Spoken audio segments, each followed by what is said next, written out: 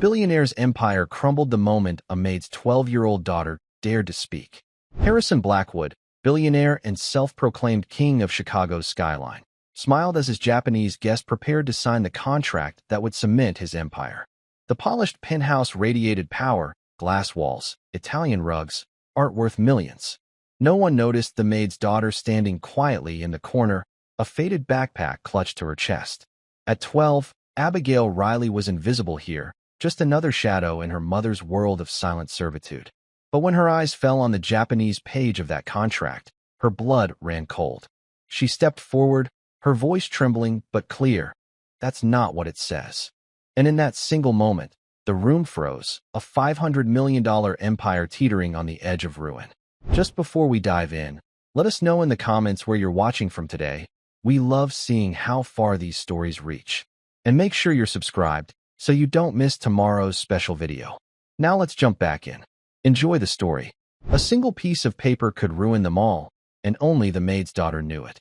12-year-old Abigail clutched the worn strap of her backpack, the frayed canvas a stark contrast to the polished marble floor beneath her feet. The elevator ascended with a silent, unnerving speed, and with each floor, the city of Chicago shrank into a glittering map below. The doors slid open without a sound, revealing the penthouse apartment of Harrison Blackwood. It wasn't a home, it was a statement. Glass walls stretched from floor to ceiling, holding the sky captive. Furniture that looked more like art than something you could sit on was arranged with cold precision. The air itself felt different, thin and smelling of expensive leather and something floral that Abby couldn't name. It was the smell of money, she supposed. A smell that made her own worn-out jeans and faded t-shirt feel like a costume from another world. Her mother, Helen, stood beside her, her shoulders already tight with a tension that Abby knew well. Helen was a good maid, the best. She was quiet, efficient, and invisible, three qualities her employers prized above all others. Today was her day off, a precious Sunday she usually spent with Abby, but Mr. Blackwood had called in a panic. A last-minute, career-defining meeting with Japanese investors. The regular staff was unavailable, and the agency, knowing Helen's desperation, had offered a bonus she couldn't refuse. A bonus that would barely make a dent in the mountain of debt that had shadowed their lives since Abby's father passed away 2 years ago. "Abby, remember what we talked about?" Helen whispered, her voice barely a breath. "Stay in the kitchen unless I ask you for help. Don't touch anything. And please, please, do not speak to anyone unless they speak to you first." Abby nodded, her blonde hair falling into her eyes. She tucked the strands behind her ear, her gaze sweeping across the vast living room. It was like a museum, a place where you looked but never touched. In her backpack, nestled between a water bottle and a half-eaten apple, was a small, dog-eared paperback. It was a collection of Japanese folk tales, a language her grandfather had insisted she learn. He said it was a key, a way to understand a world built on honor and respect, things he felt were fading from their own. The book was her only comfort in places like this, a secret world she could escape into. The click of expensive shoes on marble announced their arrival. Eleanor Blackwood, Harrison's wife, glided towards them. She was a woman sculpted from ice, her blonde hair coiffed into a perfect, unmoving helmet. Her smile didn't reach her eyes, which scanned Helen and then Abby with a flicker of undisguised annoyance. "Helen, you're late," she said, her voice crisp. The clock on the wall read 1:58 p.m. They had been told to arrive at 2 p.m. "My apologies, Mrs. Blackwood." The bus was running behind schedule. Eleanor waved a dismissive hand, a cascade of diamond bracelets rattling on her wrist. "Excuses. The investors will be here any moment. This is a $500 million deal. Everything must be perfect. Is this your daughter?" Her eyes landed on Abby, and her lip curled slightly. "I wasn't aware you'd be bringing a child. The agency said it would be all right for just a few hours. She'll be no trouble at all, I promise. She's very quiet." "See that she is," Eleanor said, turning her back on them. "The caterers have set up the appetizers. You will be in charge of serving drinks. Do not let a glass get empty. Do not spill anything. Do not exist. Is that clear?" "Yes, Mrs. Blackwood," Helen said, her voice tight. She led Abby toward the sprawling stainless steel kitchen, a room bigger than their entire apartment. As they passed the dining area, a young man lounged on a sleek leather sofa, scrolling through his phone. This was Preston Blackwood, their son. He was about 20, with his father's sharp features and his mother's cold eyes. He glanced up, his gaze lingering on Abby with a smirk. "Mom, you hired a babysitter too?" he called out, his voice dripping with condescension. "What's in the bag, kid?" "Crayons." Abby's cheeks flushed. She clutched her backpack tighter and followed her mother into the kitchen, the sound of his soft chuckle following them like a shadow. In the kitchen, Helen took a deep breath, her back to Abby. "Just ignore them," she said, her voice trembling slightly. "We do our work, we get paid, and we go home. That's all that matters." She handed Abby a small tray of polished glasses. "You can help me carry these out. Just put them on the side table and come right back." Abby did as she was told, her movements small and careful. The living room was beginning to fill up. Harrison Blackwood had emerged from his study. He was a bull of a man, his expensive suit stretched tight across his broad shoulders. He exuded an aura of aggressive confidence, a man who didn't ask for things but took them. He was pacing, barking orders into his phone, his voice a low growl that made the hair on Abby's arm stand up. The doorbell chimed, a soft, melodic sound that seemed to make the entire apartment hold its breath. Harrison snapped his phone shut, plastered a wide, artificial smile on his face, and strode towards the entrance. "Mr. Tanaka." "Welcome, welcome," he boomed. An older Japanese gentleman entered, followed by two younger aides and an American interpreter. Mr. Kenji Tanaka was small and impeccably dressed in a conservative dark suit. He moved with a quiet dignity that was a world away from Harrison Blackwood's blustering energy. He bowed slightly, his expression serene and unreadable. The introductions were a flurry of names and handshakes. Abby watched from the corner, a ghost in the background. Her mother was already moving through the room with a tray of champagne flutes, her face a perfect mask of polite indifference. The conversation began, filtered through the two interpreters. It was a stilted, awkward dance of words. Mr. Blackwood spoke of profits and market domination, his words loud and confident. Mr. Tanaka spoke of partnership, legacy, and trust, his voice soft and measured. Preston joined his father, trying to look important. He clapped one of Mr. Tanaka's aides on the back a little too hard, making the man flinch. "So, you guys excited to make some real money with us?" Preston asked loudly, as if speaking to children. The interpreter winced as he translated. Eleanor floated through the room, pointing out the expensive art on the walls. "This is a Rothko," she announced to one of the Japanese delegates. "It's worth more than your car. Probably your house, too." The man simply bowed his head, his face impassive. Abby felt a knot of anger tighten in her stomach. These people were rude. They were bullies. They mistook politeness for weakness. She thought of her grandfather. He had fought in the Pacific during the war. He'd seen terrible things, but he never spoke of the Japanese people with anything but respect. "They have a word, Abby," he used to tell her, his voice raspy with age. "Giri. It means duty, honor. A person's word is a sacred bond. Never forget that." She saw her mom approach a group of Harrison's associates. One of them, a man with a shiny gold watch, didn't even look at her as he took a glass. He turned to his friend and muttered, just loud enough for Abby to hear over the low hum of conversation.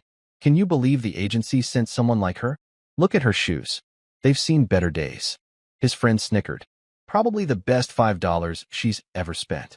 Helen heard them. Abby saw her jaw clench for a fraction of a second, a tiny, almost imperceptible tremor. But then it was gone. Her expression smoothed over, and she moved on to the next guest, her tray held perfectly steady. Abby's heart ached for her. Her mother worked so hard, harder than anyone she knew. Yet these people saw nothing but a pair of worn-out shoes. The meeting dragged on. The investors were polite but non-committal. Harrison Blackwood was getting visibly impatient. His smile was becoming strained, his movements jerky. He kept glancing at the large, leather-bound document on the coffee table. "The contract."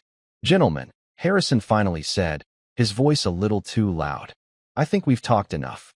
The numbers speak for themselves. This deal will be the most profitable venture your company has ever undertaken. Shall we sign and celebrate?" He gestured for Helen to refill the glasses. As her mother moved to obey, Preston stepped deliberately into her path, causing her to stumble. A few drops of champagne sloshed onto the pristine white rug. "Watch it," Preston snapped, glaring at her. This rug is Italian silk. It costs more than you make in a year. Helen's face went pale. I am so sorry, Mr. Blackwood. It was an accident. A clumsy one, Eleanor added from across the room, her voice like cracking ice. Perhaps you should watch where you're going.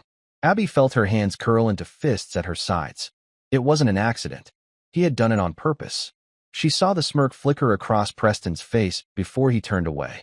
Her mother knelt, dabbing at the small stain with a napkin, her face hidden, but Abby could imagine the shame burning in her cheeks. Mr. Tanaka watched the exchange, his dark eyes missing nothing. His serene expression didn't change, but Abby noticed him place his champagne flute down on a table, untouched. Harrison ignored the incident, focusing all his attention on the contract. My interpreter has reviewed the Japanese translation, he announced, gesturing to the nervous-looking man standing by his side. It is a perfect mirror of the English. A formality, really. He slid the document across the low glass table toward Mr. Tanaka. It was open to the last page, a line waiting for a signature above Mr. Tanaka's neatly typed name. The document was thick, one side printed in English, the facing page in Japanese characters. Abby was meant to be in the kitchen, out of sight. But her mother had sent her to collect the empty glasses, and she was standing near the coffee table, her small tray in hand. Her eyes, against her will, fell upon the page. She wasn't trying to read it. It was just a glance. But the characters were as familiar to her as the letters of her own name. Her grandfather had spent years drilling them into her head, first with flashcards in his dusty study. Then with the books he gave her every birthday and Christmas. Her gaze scanned a short paragraph near the bottom of the page. The English side was dense with legal terminology she didn't understand. But the Japanese was different. The characters formed words, and the words formed a sentence that made her blood run cold. Her breath hitched. Her mother, finished with the spill, noticed her standing frozen. She shot Abby a panicked look, a silent plea to move, to disappear back into the kitchen. But Abby couldn't move. Her eyes were glued to the page. Preston saw her staring. A cruel, amused grin spread across his face. "What's the matter, little maid?" he said, his voice loud enough to draw the attention of the entire room. "Trying to read the grown-up papers? I don't think they have picture books in there for you." The other guests chuckled. Harrison Blackwood shot her a look of pure fury. "Helen, get your child out of here. Now." Helen rushed to Abby's side, grabbing her arm. "Abby, let's go," she urged in a desperate whisper. But Mr. Tanaka had picked up the pen. It was a beautiful fountain pen, gold and gleaming under the recessed lights. He uncapped it. The tip hovered over the signature line, a single point of ink that would seal the $500 million deal.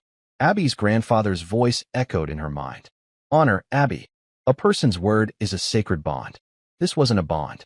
It was a trap. The pen touched the paper. "That's not what it says," Abby said. The words were quiet, barely a whisper, but in the tense silence of the room, they landed like a thunderclap. Every head turned toward her. Harrison Blackwood's face went from red to a blotchy purple. His wife looked as if she'd just swallowed poison. Preston's mocking smile froze on his lips. Her own mother looked at her with wide, terrified eyes, her hand tightening on Abby's arm like a vice. The pen in Mr. Tanaka's hand stilled, a hair's breadth from the paper. He slowly lifted his head, his dark, intelligent eyes fixing on the small, blonde girl in the faded t-shirt. The room held its breath, the silence stretching into an eternity, thick with disbelief and outrage. Harrison Blackwood was the first to recover, his voice a low, dangerous roar. "What did you just say?" He took a step toward her, his large frame radiating menace. "You are a maid's daughter. You will be silent, or I will have you and your mother thrown out onto the street. Do you understand me?" Helen tugged harder on Abby's arm. "Mr. Blackwood, I am so sorry. She doesn't know what she's saying. She's just a child." Her voice was shaking so badly, she could barely get the words out. "We'll go? We'll leave right now." "You're darn right you'll leave," Eleanor hissed, her face a mask of fury. "And you can forget about getting paid." The audacity. But Mr. Tanaka held up a hand. A small, simple gesture, but it had the immediate effect of silencing the room. All eyes turned to him. He hadn't looked away from Abby. He ignored Harrison's outburst completely, his gaze calm and focused. He said something in Japanese, his tone gentle, questioning. The Blackwood's interpreter, a pale, sweaty man named Clark, quickly translated. Mr. Tanaka asks, "What did you say, little girl?" Before Abby could answer, Preston scoffed loudly. "Oh, come on. Are we really going to listen to this? She's a 12-year-old kid. She probably can't even spell contract, let alone read one. She's just trying to get attention." One of the associates chimed in, eager to get back on Harrison's good side. "Let's just sign the papers and get on with it." Mr. Tanaka ignored them all. He repeated his question in Japanese, his eyes still locked on Abby. Abby took a shaky breath. She looked at her mother's terrified face, at Harrison Blackwood's threatening glare, at the circle of sneering, dismissive adults. Every instinct told her to run, to hide, to do what her mother had always told her to do, be invisible. But then she thought of her grandfather, sitting in his worn armchair, the scent of old books and peppermint tea filling the air. "Truth is a heavy thing to carry, Abby girl," he'd once said. "But it's not as heavy as regret." She pulled her arm gently from her mother's grasp. She looked directly at Mr. Tanaka and answered him in the same language. Her Japanese was flawless, her pronunciation perfect, the formal, respectful tones flowing from her as if she had spoken it her entire life. "Mashawe gozaimasen," she began, her voice clear and steady despite the frantic beating of her heart. "I apologize for the interruption." The effect was instantaneous and profound. The room, which had been simmering with irritation, was plunged into a state of shocked, absolute silence. Clark, the interpreter, looked as though he had been struck by lightning. His mouth hung open, his eyes wide with disbelief. Harrison Blackwood stared, his face a comical picture of confusion and rage. Eleanor's manicured hand flew to her pearls, her icy composure finally cracking. Preston just gaped at her, his earlier smirk wiped clean from his face. Mr. Tanaka's eyebrows rose slightly. It was the first real change in his expression Abby had seen all day. A flicker of something, intrigue, surprise, respect, danced in his dark eyes. He leaned forward, ignoring everyone else in the room. He spoke to her again in Japanese, a longer, more complex sentence this time. "You speak my language very well. Who was your teacher?" Abby replied, still in Japanese. "My grandfather taught me. He said it was important to understand the heart of a people, not just their words." The exchange, lasting only a few seconds, completely altered the power dynamic in the room. The Blackwoods and their associates were now on the outside, confused and irrelevant. The real conversation was happening between a Japanese billionaire and a 12-year-old girl in a faded t-shirt. Harrison finally found his voice, sputtering. What is she saying? Clark, what is going on?" The interpreter licked his dry lips, his eyes darting nervously between Mr. Tanaka and Harrison. She's speaking Japanese, Mr. Blackwood. Fluently. I can see that." Harrison roared, his face turning a dangerous shade of red. What is she saying to him? Before Clark could translate, Mr. Tanaka turned his calm gaze back to Abby. He gestured to the open contract on the table. "Kore wa nani o imaishimasu ka?" he asked. "What does this mean?" He pointed to the document. "Anata wa sor wa shigo to imashita." "You said, that is not what it says." He held her gaze. "Nani ga shigo no disu ka?" What is different? All the mockery, all the condescension, had vanished. He was speaking to her not as a child, not as a maid's daughter, but as an equal. He was asking for the truth. Abby stepped forward, her fear replaced by a quiet resolve. Her small finger, unadorned and clean, pointed to a specific clause on the Japanese side of the page. The corresponding paragraph in English was filled with vague corporate language about market fluctuations and asset protection protocols. It was designed to be confusing, to be skimmed over. But the Japanese text was brutally clear. She took a deep breath and began to read the Japanese clause aloud. Her voice didn't waver. The ancient, elegant syllables filled the silent room. When she finished the paragraph, she looked up and translated it for the benefit of the stunned English speakers. "It says," she said, her voice ringing with a clarity that defied her age, "that in the event of any regional market downturn greater than 5%, even if unrelated to this venture, all of Tanaka-san's subsidiary assets will be held as collateral and transferred to Blackwood Global's complete administrative control." She paused, letting the words sink in. The English version just says the parties will reevaluate their positions. The Japanese version says you will take his companies. She looked from the paper to Harrison Blackwood, her blue eyes clear and direct. It's a trap. It's a $500 million scam. The silence that followed Abby's words was heavier than stone. It was a silence filled with the shrapnel of Harrison Blackwood's shattered confidence and the cold, dawning light of understanding in the eyes of the Japanese delegation. Every bit of air seemed to have been sucked out of the penthouse. Then, the dam of Harrison's composure burst. "Lies," he bellowed, his voice cracking with rage. He jabbed a thick finger in Abby's direction, his face contorted into a grotesque mask of fury. "She's lying. It's a ridiculous, absurd lie from a child who wants attention." He turned his frantic gaze on Mr. Tanaka. "Kenji, you can't possibly believe this nonsense. She's a nobody. Her mother cleans my floors. What would she know about a multi-million-dollar contract?" He laughed, a harsh, ugly sound that echoed off the glass walls. "It's a mistake. A child's fantasy." Mr. Tanaka did not look at Harrison. He didn't even seem to hear him. His eyes remained on Abby, a profound, searching look that seemed to peel back the layers of her worn-out clothes and see something deep inside. He then shifted his gaze, slowly and deliberately, to the interpreter, Clark. The air around the pale, sweating man seemed to drop 20 degrees. Mr. Tanaka spoke to him in Japanese. The tone wasn't loud, but it was as sharp and cold as a surgeon's scalpel. It was a command, not a question. Clark visibly flinched. He stammered, trying to form a response in Japanese, but the words caught in his throat. He looked at Harrison Blackwood, his eyes wide with panic, silently pleading for help. But Harrison was too consumed by his own rage to offer any. Mr. Tanaka spoke again, just 2 words this time, in a voice that was barely a whisper but carried the weight of an executioner's sentence. Clark crumbled. His shoulders slumped, and he looked at the floor as if it were a vast, empty chasm ready to swallow him whole. He switched to English, his voice a pathetic whimper. Mr. Blackwood, he paid me an extra $20,000. He wrung his hands, sweat beading on his forehead and trickling down his temples. He said it was a minor translation adjustment to protect his interests. He told me the Japanese side wouldn't read it that closely, that they trusted the English version. I have a family. I needed the money."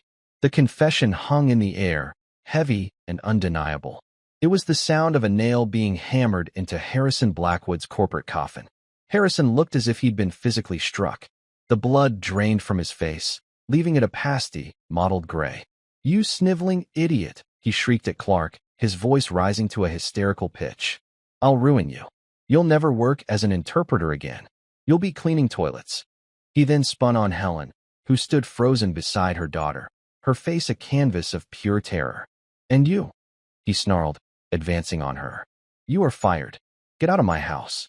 You bring this lying little witch into my home to sabotage the biggest deal of my life. I'll make sure you are blacklisted. You won't find a job scrubbing floors in a back alley in this city when I'm through with you." His face was inches from Helen's. Spittle flew from his lips as he yelled. Abby instinctively stepped in front of her mother, a small, defiant shield against the storm of his fury. "Don't you talk to my mother like that," she said, her voice shaking but firm. "You insolent brat." Harrison roared, raising his hand. For a terrifying second, Abby thought he was going to strike her. But before his hand could move any further, one of Mr. Tanaka's aides, a man who had been silent the entire time, moved with startling speed. He was not a large man, but he stepped between Harrison and Abby, placing a firm, restraining hand on Harrison's chest. He said nothing. He just stared at Harrison with cold, disapproving eyes. The message was clear: you will go no further. Harrison stumbled back, his rage momentarily checked by the unexpected intervention. He looked around the room, at the horrified faces of his associates, the disgusted expressions of the Japanese delegation, and the utter contempt in Mr. Tanaka's eyes. He saw his world, his carefully constructed empire of bluster and intimidation, crumbling to dust around him. The chaos subsided as quickly as it had erupted. Mr. Tanaka waved his aide back to his side with a subtle gesture. The penthouse fell silent once more, the only sound the distant, indifferent hum of the city below. Mr. Tanaka's attention returned to Abby. The hardness in his eyes melted away, replaced by a gentle curiosity and a deep, soul-stirring respect. He took a step closer, creating a small, intimate space around them, as if the rest of the room and its ugly drama no longer existed. He spoke to her in English now, his voice soft and kind. "You showed great courage, little one. Your mother should be very proud." He glanced at Helen, offering her a small, reassuring bow. Helen, still trembling, could only stare back, her mind struggling to catch up with the impossible reality of the situation. "You said your grandfather taught you Japanese," Mr. Tanaka continued, his focus entirely on Abby. "And he taught you about honor. He must have been a very wise man. May I ask his name?" "Walter," Abby said quietly. His name was Walter Riley. A flicker of recognition crossed Mr. Tanaka's face. It was faint, but it was there. "Riley." He repeated the name, tasting the sound of it. "Did he ever speak of his time in the war? Where he served?"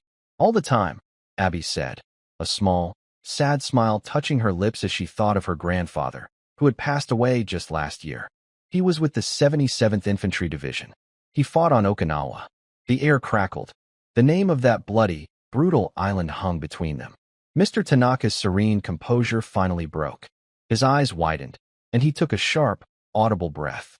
His aides exchanged a look of sudden, profound understanding. Eleanor Blackwood, seeing the conversation had taken a bizarre, personal turn, tried to seize the opportunity to salvage the situation. "What does any of this have to do with anything?" she snapped, her voice shrill. "An old war story isn't going to change the fact that this child has ruined us." Mr. Tanaka didn't even grant her a glance. It was as if she had ceased to exist. His world had shrunk to this one small girl and the ghost of her grandfather. "My grandfather," Mr. Tanaka said, his voice thick with an emotion that stunned the room, "was Satoru Tanaka. He was not a soldier by choice. He was a student of poetry, conscripted into the Imperial Army at 18. He, too, was on Okinawa." He paused, his dark eyes glistening with unshed tears. He rarely spoke of the war. It was a place of ghosts for him. But there was one story he told, over and over again, to his son and to his grandson. It was the story of how he lived when so many others did not. The room was utterly still. Even Harrison Blackwood seemed to have been shocked into silence, his face a slack-jawed picture of disbelief. "My grandfather was wounded during an artillery barrage," Mr. Tanaka continued, his voice low and reverent. "He was alone, separated from his unit. He thought he was going to die. An American soldier found him, a GI. Instead of finishing him, the American dragged him into a shelled-out farmhouse for cover. He cleaned my grandfather's wound with water from his own canteen and gave him a piece of a chocolate bar." He looked directly into Abby's blue eyes, as if searching for her grandfather's soul within them. They couldn't speak each other's language, but they stayed there for a whole day while the battle raged outside. "That American soldier saved my grandfather's life. He treated him not as an enemy, but as a fellow human being. My grandfather never forgot his face. He never forgot his kindness. He only knew the last name on the soldier's helmet." Mr. Tanaka's hand went to the inside pocket of his suit jacket. With trembling fingers, he pulled out a worn, dark brown leather wallet. It was old, the corners softened with age. From a hidden flap, he carefully extracted a small, black-and-white photograph, its edges creased and yellowed. He held it out for Abby to see. The picture showed two young men, barely out of their teens, sitting on a pile of rubble. They were both in dirty, tattered uniforms from opposing armies. One was Japanese, his face thin and weary, but with a hint of a grateful smile. The other was an American soldier, his face smudged with dirt, a pair of clear, kind eyes looking directly at the camera. Though decades younger, his jawline still forming, his hair short and military style. The face was unmistakable. It was her grandpa. It was Walter Riley. Abby's hand flew to her mouth, a soft gasp escaping her lips. Tears welled in her eyes, blurring the image of the young man who had told her bedtime stories and taught her that honor was the only thing a person truly owned. "My grandfather carried this picture every day of his life," Mr. Tanaka said, his voice choked with emotion. It was his most prized possession, a reminder that even in the darkest of times, humanity and honor can prevail. He told me, "Kenji, if you ever meet an American named Riley, you treat him as family. Our family owes us a debt that can never truly be repaid." He looked from the photograph in his hand to Harrison Blackwood, and his expression transformed. The warmth and emotion vanished, replaced by a glacial fury that was far more terrifying than Harrison's loud, blustering rage. "You," Mr. Tanaka said, his voice lethally soft, "tried to swindle me. But you did not just try to steal my money. You stood in the presence of this girl, the granddaughter of the man to whom my family owes its very existence. And you allowed your family to mock her. You threatened her. You tried to humiliate her and her mother." He carefully placed the photograph back in his wallet and returned it to his pocket, as if shielding it from the profane presence of the man before him. "The deal is off, Mr. Blackwood," he said, the words falling like chips of ice. "But this is no longer about business. This is about honor. You have none, and I will make it my personal mission to ensure that the entire world knows it." With those final, devastating words, Mr. Tanaka turned his back on Harrison Blackwood. It was a gesture of ultimate dismissal, more profound and insulting than any shout could have been. He walked over to where Abby and her mother stood huddled together. He gave them both a deep, formal bow, a gesture of profound respect that was utterly alien in the cold, transactional world of the Blackwood penthouse. "Miss Riley," he said to Abby, his voice now warm and paternal. "And Mrs. Riley, I would be honored if you would allow me to see you home. It is not right for you to remain in this place any longer." Helen, who had been standing as if in a trance, finally found her voice, though it was little more than a whisper. "Sir, you don't have to. We can just take the bus. We're fine." The ingrained habit of not wanting to be a bother, of trying to remain invisible, was hard to break, even now. "Nonsense," Mr. Tanaka said gently but firmly. "My driver is downstairs. It would be my privilege." He looked at Abby. "Your grandfather was a man of great honor. His family is my family." The scene that unfolded behind them was one of utter collapse. Harrison Blackwood, stripped of his power and prestige in a matter of minutes, seemed to shrink before their eyes. The blustering, arrogant titan of industry was gone, replaced by a desperate, pleading man. "Kenji, wait," he cried out, his voice hoarse. "We can fix this. It was a misunderstanding. A clerical error. We can renegotiate. Name your price." Mr. Tanaka didn't even turn around. He simply gestured for his two aides to handle it. One of the aides turned to Harrison, his expression like granite.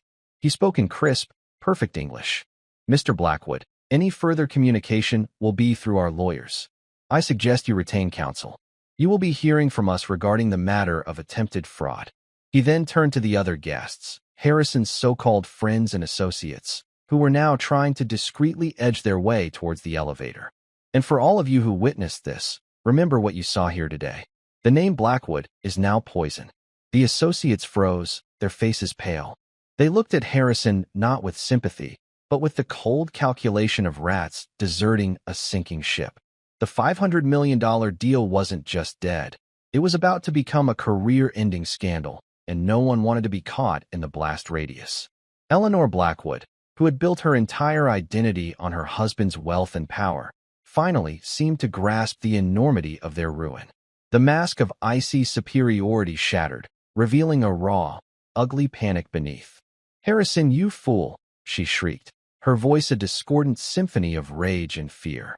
"You utter, complete fool! How could you be so stupid? So arrogant? You've ruined us. I told you not to get greedy." She turned on Preston, who was standing slack-jawed, his face the color of spoiled milk. "And you, with your stupid jokes and your arrogance. You couldn't just be quiet for one afternoon, could you?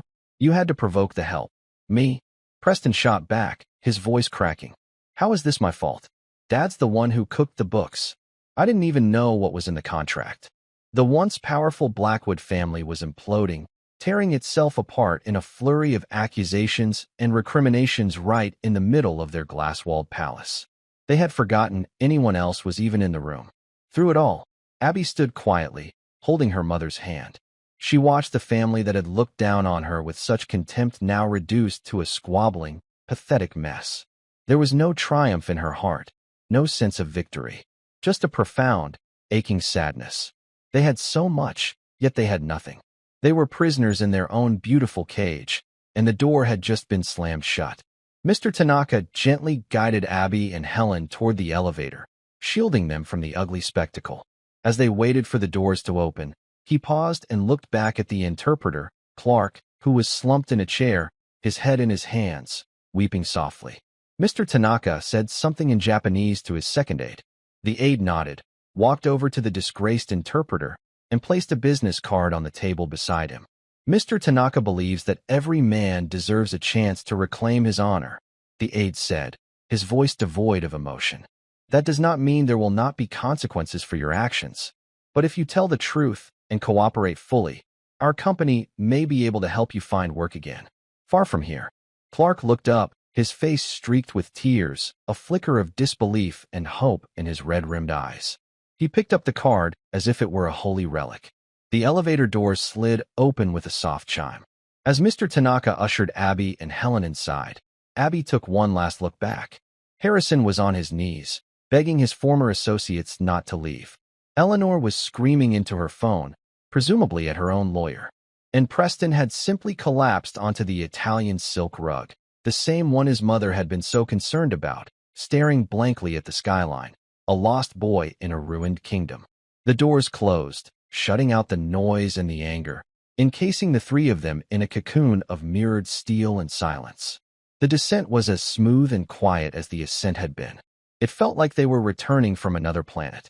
As they stepped out into the opulent lobby, the doorman rushed to open the doors, his face a mask of professional courtesy. Outside, a sleek, black car, long and impossibly shiny, was waiting at the curb. A chauffeur in a neat black suit held the rear door open. It was a world away from the crowded, rattling city bus they had taken to get here. Helen hesitated, looking at the luxurious interior of the car as if it might burn her to touch it. She had spent her life cleaning up after people who lived like this, always on the outside looking in. To actually sit on the plush leather seats felt like a transgression.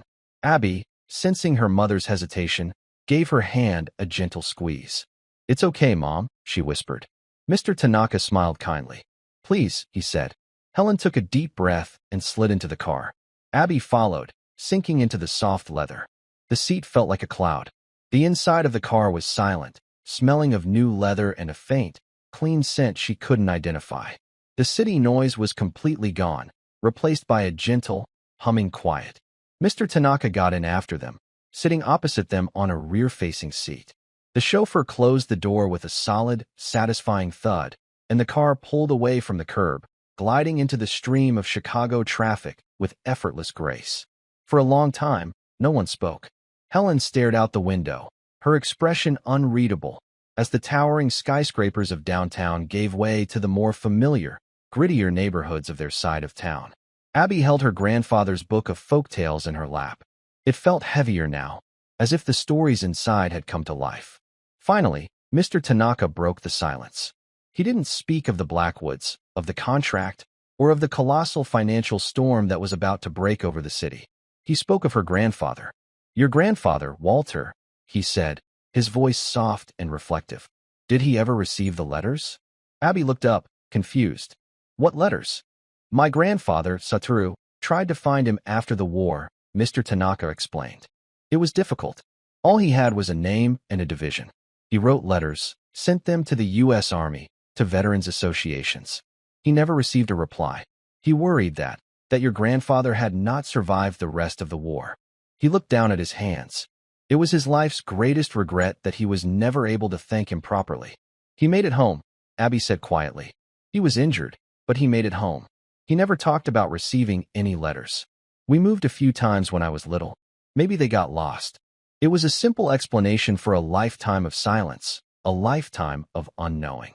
A few lost letters that had prevented two old soldiers from reconnecting, from closing a circle of kindness that had begun in the hell of a battlefield half a world away. "He would have been happy to know your grandfather was okay," Abby added. "My grandpa never thought he did anything special. He just said you help people when they need helping. It doesn't matter what uniform they're wearing." Mr. Tanaka smiled, a genuine, warm smile that lit up his entire face. "That sounds exactly like the man my grandfather described." He leaned forward, his expression turning serious, but not unkind. "Mrs. Riley," he said, addressing Helen directly, "you have a remarkable daughter. She is wise and brave beyond her years. It is clear you have raised her well." Helen finally turned from the window, her eyes glistening with tears. "Thank you, sir. She's She's all I have. I understand that you have been facing some difficulties, Mr. Tanaka said, his tone delicate and respectful. Harrison Blackwood made it clear that he intended to ruin your prospects. I will not allow that to happen. You don't have to worry about us, Helen said quickly. I'll find another job. We'll be all right. We always are. It was the reflexive pride of someone who had never taken a handout in her life. I am not worried. Mr. Tanaka corrected her gently. I am offering. As I said, your family is my family. The Tanaka Corporation has a large foundation dedicated to education. It is our way of investing in the future. We provide scholarships to promising students. I believe Abigail would be a most deserving recipient. He looked at Abby. Have you thought about where you might like to go to college someday? Abby was stunned into silence. College wasn't a dream she allowed herself to have. It was a distant, impossible mountain, and their family was stuck in a valley of debt. Her plan was simple. Finish high school, get a job, and help her mom. That was it. That was the horizon. A full scholarship, Mr. Tanaka continued, as if sensing her disbelief. To any university of her choosing. Anywhere in the world. All expenses paid. And a living stipend for your family, to ensure that she has the support she needs to focus on her studies, without financial worry. Helen gasped, her hand flying to her chest. Sir, I can't accept that. It's too much. It is not a gift, Mrs. Riley, Mr. Tanaka said, his voice firm but kind. It is the repayment of a debt of honor that has been owed for over 70 years. My family would be dishonored if you refused. He bowed his head slightly. Please allow us to do this. For Walter. And for Satoru. The car slowed as it turned onto their street. It looked completely out of place, a sleek black shark in a sea of dented minnows. Their apartment building, with its crumbling brick facade and rusted fire escapes, seemed to shrink in the car's magnificent presence. Tears were now streaming freely down Helen's face. They weren't tears of sadness or fear, but of overwhelming, unbelievable relief. It was the release of years of pent-up worry, of sleepless nights spent staring at the ceiling, wondering how they would ever get by. It was the sound of a mountain of debt, a lifetime of struggle, turning into dust and blowing away on the wind. She looked at her daughter, her fierce, brilliant, brave little girl, who had just single-handedly taken down a billionaire and, in doing so, had rewritten their entire future. She pulled Abby into a fierce hug, burying her face in her daughter's blonde hair. Thank you, she sobbed, the words muffled. It wasn't just directed at Mr. Tanaka. It was a thank you to the universe, to a long-gone grandfather, to the strange and beautiful twists of fate that had brought them to this incredible moment. The car stopped in front of their building. The chauffeur was already outside, holding the door open. As they got out, the familiar sights and sounds of their neighborhood seemed different, brighter. The setting sun cast a golden glow on the worn-out streets. Neighbors peeked out of their windows, their eyes wide at the sight of the limousine and the impeccably dressed Japanese gentleman. Before getting back into his car, Mr. Tanaka handed Helen another business card. This is my personal assistant's number. She will call you tomorrow to make all the arrangements. You will not have to work for people like the Blackwoods ever again. Your only job now is to support this brilliant young woman.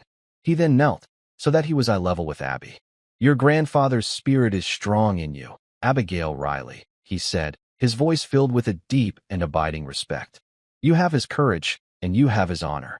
Never lose that. The world has enough clever people. What it needs are more honorable ones. He bowed to her one last time, then got into his car. The vehicle pulled away as silently as it had arrived, disappearing around the corner, leaving Abby and her mother standing on the sidewalk in the fading light, their lives irrevocably and beautifully changed forever. Abby looked up at their small apartment window on the third floor. It was just a simple window in a simple building on a simple street. But for the first time in a very long time, it truly felt like home. Not just a place to sleep, but a place of safety, a place of hope. A place where a brand new future was about to begin. The piece of paper that could have ruined them had, instead, set them free. The days that followed were a blur for Helen and Abby, a surreal dream from which they were afraid they might wake. The first phone call came the very next morning, as promised. The voice on the other end was calm, professional, and incredibly kind. It was Mr. Tanaka's personal assistant, a woman named Emmy, who spoke with a gentle efficiency that immediately put Helen at ease. There were no complicated forms to fill out, no bureaucratic hoops to jump through. Emmy explained everything simply.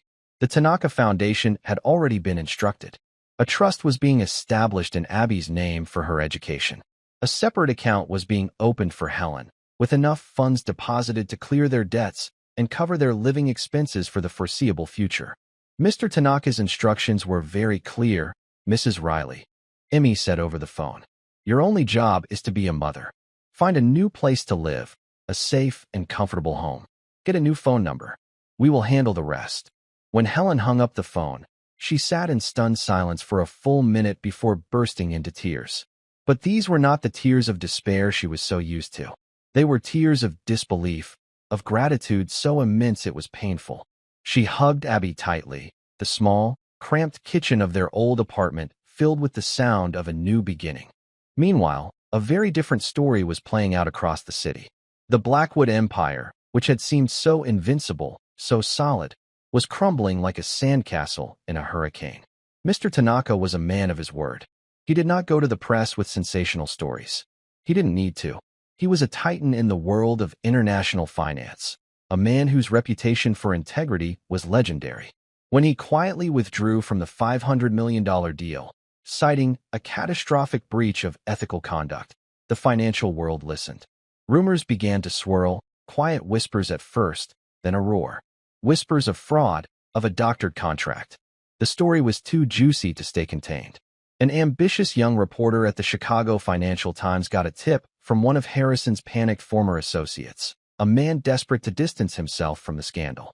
The story broke on a Wednesday morning, a front-page exposé detailing the attempted swindle. The article didn't name Abby, referring to her only as a source with an unexpected knowledge of Japanese, but the details were damning. Blackwood Global's stock, which had been soaring in anticipation of the deal, didn't just fall, it plummeted off a cliff. It lost 80% of its value in a single day of trading. Harrison's investors, the ones who had laughed at Preston's jokes and admired Eleanor's art, stampeded for the exits. The company was in a death spiral. The social fallout was just as brutal. The Blackwoods were unceremoniously stripped of their philanthropic board positions. Invitations to galas and charity balls mysteriously dried up.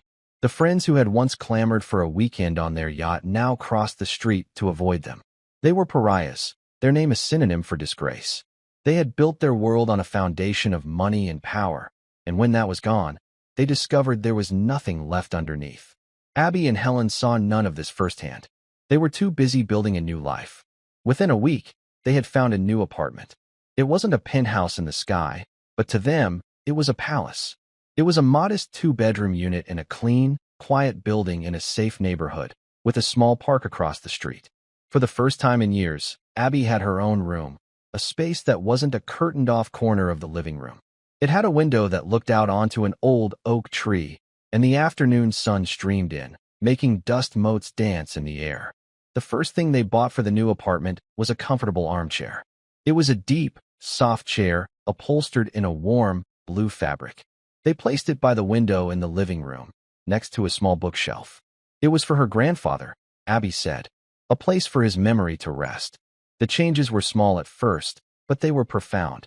Helen no longer came home with her shoulders aching and her feet swollen, the smell of other people's cleaning supplies clinging to her clothes. She started cooking again, filling their small kitchen with the smells of baked bread and simmering soup, smells Abby had almost forgotten. The perpetual worry that had been etched around Helen's eyes began to fade, replaced by a soft, peaceful light. She smiled more. She laughed. Abby enrolled in a new school, a public school known for its excellent academic programs. On her first day, she was nervous, clutching the strap of her new, sturdy backpack. But here, no one looked at her shoes. No one judged her by the faded quality of her jeans. They saw a quiet, fiercely intelligent girl who was a prodigy in language arts and had a surprising knack for science. She made friends, tentative at first, then real. Friends who invited her over to play video games and study for tests. For the first time, she felt like a normal kid. Her connection with Mr. Tanaka didn't end with that one-car ride. He called once a month, his voice a warm and steady presence on the other end of the line. He never spoke of business. He would ask about her school, about her mother, about what books she was reading. He sent her a collection of classic Japanese literature, beautiful hardbound volumes with delicate rice paper pages. In turn, Abby would tell him stories about her grandfather, sharing the memories she held so dear, keeping his spirit alive for the man who owed him so much. It was an unlikely friendship, forged in honor and spanning generations, a quiet bond that enriched both their lives. One crisp autumn afternoon, about a year after their lives had been turned upside down, Abby asked her mother to drive her to the old military cemetery on the outskirts of the city. They bought a small bouquet of simple, white chrysanthemums on the way. They found Walter Riley's grave in a quiet section near a grove of maple trees, their leaves a riot of red and gold. It was a simple, government-issue headstone, his name, rank, and the dates of his life carved into the weathered gray stone. Abby knelt and carefully placed the flowers at the base of the headstone. She traced the letters of his name with her finger, the stone cool beneath her touch. She didn't cry. She just felt a profound sense of peace, of connection. "Hi, Grandpa," she whispered to the wind. "A lot has changed. Mom and I are doing really good. We have a nice place now. I have my own room. I think you'd like it." She paused, gathering her thoughts. "The book you gave me, the one with the folktales, it came in handy," she said with a small, wry smile. "You were right. You said honor is the only thing a person truly owns. I didn't really understand what that meant. But I do now." She thought of the Blackwoods, with all their money and all their things, and how quickly it had all turned to ash because they had no honor. And she thought of her grandfather and Satoru Tanaka, two young men on opposite sides of a terrible war, who had chosen humanity over hatred, and whose simple act of decency had rippled through time, saving her and her mother 7 decades later. "That man you helped, Grandpa," she continued, her voice soft. "His grandson found us. He's a good man. He said he was repaying a debt, but I think he was just doing what you would have done, helping people when they need helping." Helen stood a few feet away, giving her daughter this private moment, her own silent tears tracing paths down her cheeks. She watched as Abby, her 12-year-old girl who was now 13 and stood a little taller, with a new confidence in her eyes, finished her conversation. Abby stood up, brushing the grass from her knees. She took her mother's hand, and together they walked away from the grave, the autumn sun casting long shadows behind them.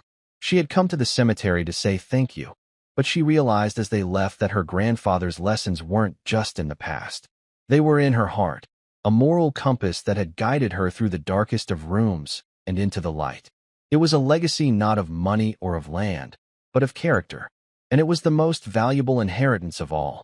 That evening, back in their quiet, comfortable apartment, Abby sat in the blue armchair by the window, one of the books Mr. Tanaka had sent her open in her lap. The story was about an ancient samurai who, faced with a corrupt and powerful lord, chose to sacrifice everything for the sake of his honor. Outside, the city lights of Chicago began to twinkle against the deep velvet of the night sky. For so many people, that city was a place of frantic ambition, a relentless climb for power and wealth. But for Abby, looking out from the warmth and safety of her new home, it looked different now. It was a place where a quiet truth, spoken in a language of honor, could be more powerful than all the money in the world. And she, the maid's daughter, was ready for whatever came next. She wasn't a victim of her circumstances anymore. She was the guardian of her grandfather's legacy, and her story was just beginning. Thank you for following this story. If you enjoyed it, please subscribe and share your thoughts below. Where are you watching from? Let us know in the comments. Stay tuned for more immersive stories.